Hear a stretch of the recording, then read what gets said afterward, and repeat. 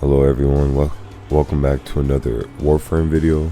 Today I'm going to be talking about what we can expect from Tau, as well as a lot of hints and a little, some Easter eggs that are sprinkled in Warframe's lore that can help give us a depiction of what we could expect with this new update coming out. First of all, there are already saying Tau is in sight, so new star chart is for sure on the way. Well, that's what a lot of players will hope we're getting with this, especially me, but we are hoping that we are getting a new solar system that will have new mission planets or mission nodes with different planets, and they can definitely use this as a chance to either make like a in-game type of star chart for Warframe. They do a lot of capture, survival, defense, interception missions, so this could be a way to help them create some more mission types to give some diversity with the different star chart.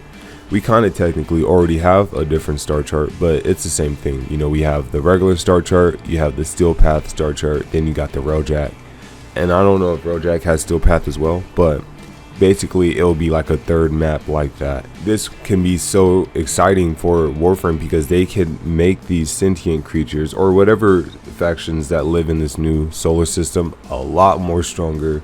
I'm talking about base star chart 300, Steel Path 400, because right now the hardest stuff is the temporal Archimedean and the deep lab Archimedeans. If they were to add this would be a perfect way to help throw on another fresh coating for Warframe players. You guys are probably wondering why Tau and why now.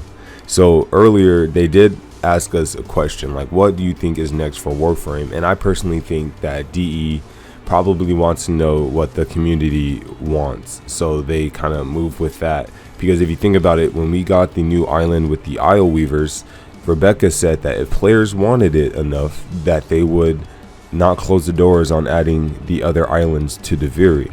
So based off of the Tau hype and knowing that we know Tau exists in the lore, I feel like they are going to finally tackle this, because it would make sense. We're going against the man in the wall. They do want to kind of stray away from the 1999 stuff, which would be the man in the wall stuff, but he's kind of involved in airy conflict. So if you think about it, during the new war, my theory is that Ballas was already heavily influenced from the man in the wall. He could be pulling the strings of this whole operation and we wouldn't know, but we for sure know that man in the wall was influencing Ballas. When they defeated Ballas near the Sun Eater on Fagrasa, they made him appear, and I feel like that was because they kicked him out of the vessel, basically, right? Because how would Ballas know about the time loop in the void where the drifter lives? How would he know to open up a portal to trap our operator in there, unless the man in the wall was feeding him this information?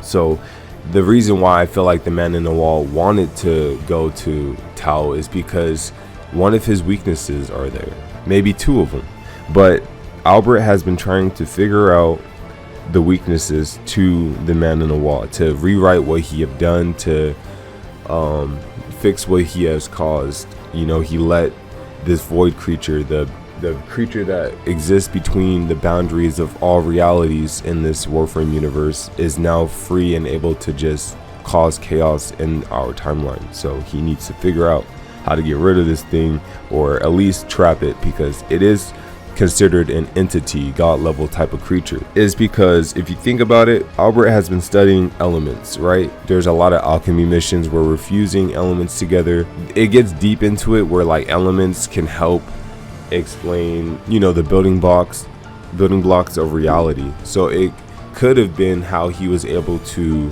create an alternate timeline with those elements, but at the same time, during the 1999 quest, he was chuckling because he felt like he finally found the man in the wall's weakness, which is love. If you are fighting the murmurs in his lab, radiation is the weakness for those murmurs. So if you remember doing the old school days of running the Eidolon hunts on Cetus, what is the main element proc that you're getting hit by the sentients? Radiation. Now, interestingly, they changed Caliban, who is a sentient Warframe, from doing, I don't know if he deals radiation still, but he deals Tau type damage. For sure, Tau and the sentients are correlating with one another, and if we are trying to find another way to help defeat the murmur, I would say the sentients might have a key to a piece of that answer. For them having some type of element that is weak to the murmur, I feel like they could help us fight back. So radiation is definitely a connecting factor for this point. Maybe that's why we're going to Tau, because of that advantage the sentients could have over the murmurs. And then on top of that, we could be revisiting our past. Hun Hao has multiple times told Stalker, like, you don't know about the time before. You don't know, like, you're just blindly following stuff, so I feel like going to Tau can also give our operator closure or understanding on how the Zeramin incident happened, as well as more history with the old war and the Oricans bond with the sentients. We never seen a cutscene of the Warframe slaughtering all the sentients, or even going to Tau, until we're getting these teaser trailers that is showing piece by piece dead Warframes on the floor, which reflects Mag's Codex. They did say that their star is blue and blindingly dark. So if there's a sun, basically there has to be planets revolving around this solar system. They did also mention millions of sentients that are inhabiting this new Tau system. With the teaser trailers, this could depict a timeline that was before they started using the infected to fight the sentients. So in our end, if we had our weapons that are infected based, I feel like we're already strong against the sentients because of the void. They're weak to void damage.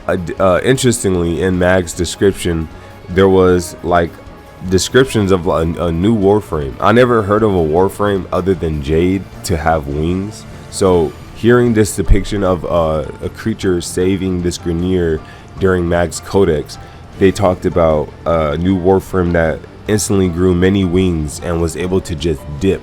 Like, we're talking about a third speedster Warframe. Like, this Warframe has wings that he can take out or put back in. Like, it can disappear and appear, and he can go super fast.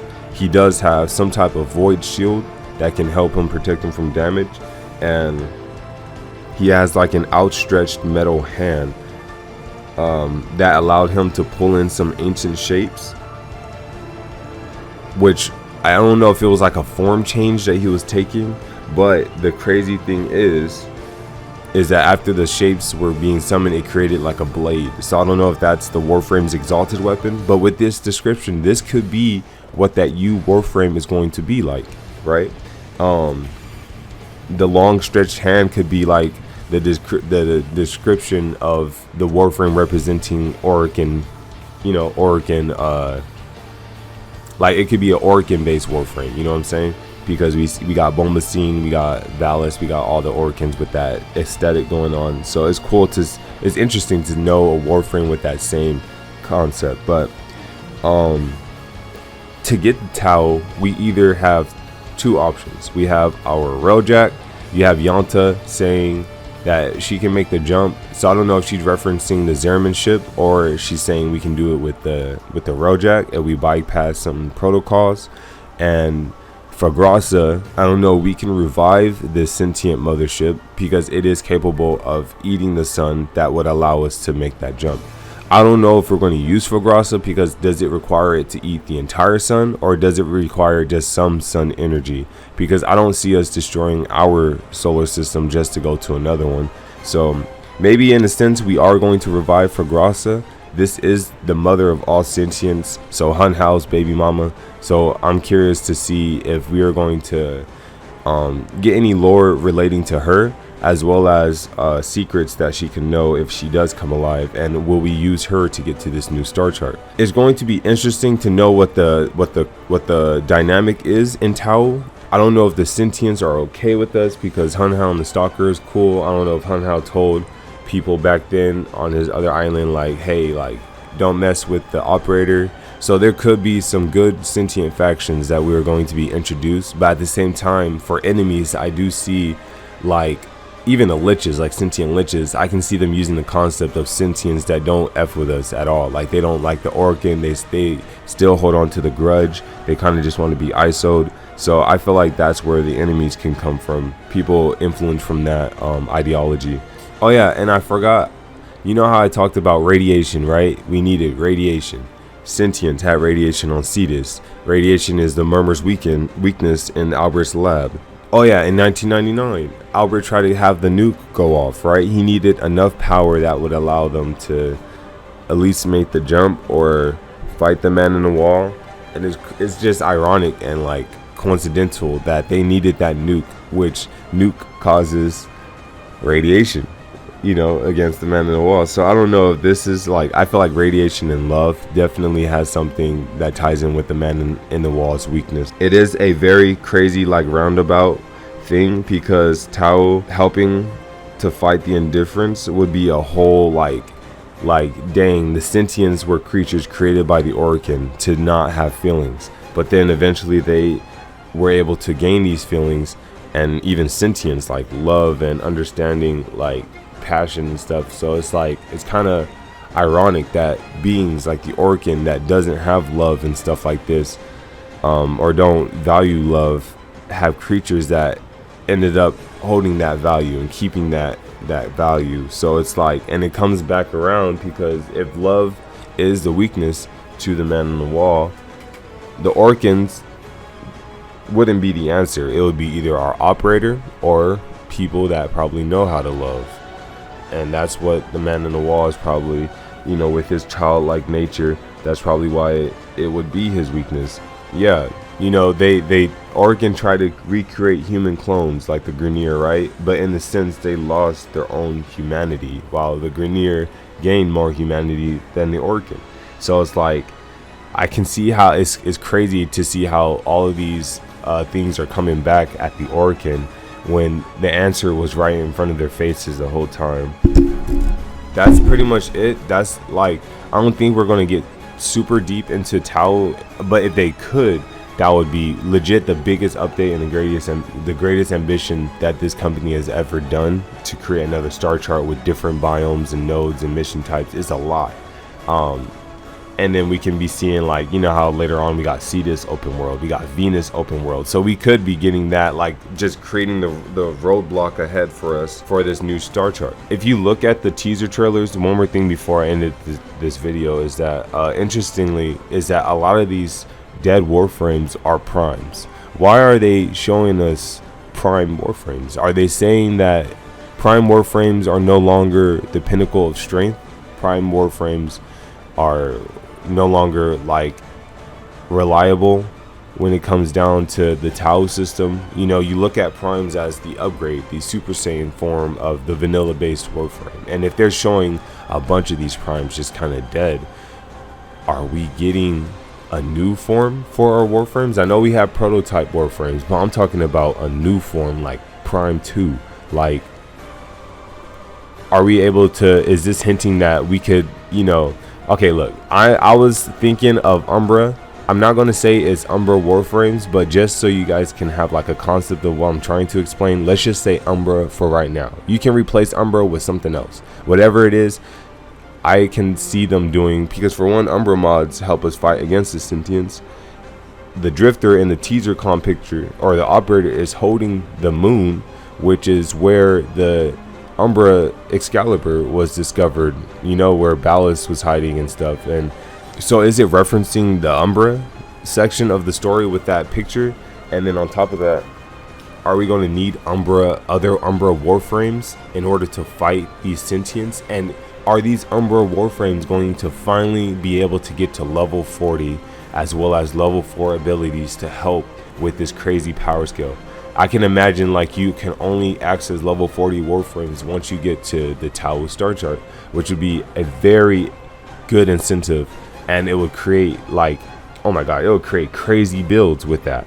But on the most part, I really feel like they are they're testing something and they're hinting at something. So TennoCon for sure is going to be a day that you don't want to miss. I'm curious on your guys' opinions on what we could receive from this update and TennoCon event as well. I will have a bingo card posted on my Discord that we could utilize when we're watching it on Saturday. But I just wanted to say that part and some things that I also noticed from this trailer. But we are in for a good ride for sure. But let me know your guys' thoughts and opinions on this matter. I'll talk to you guys in the next Warframe video or stream. Like always, you guys be safe and peace.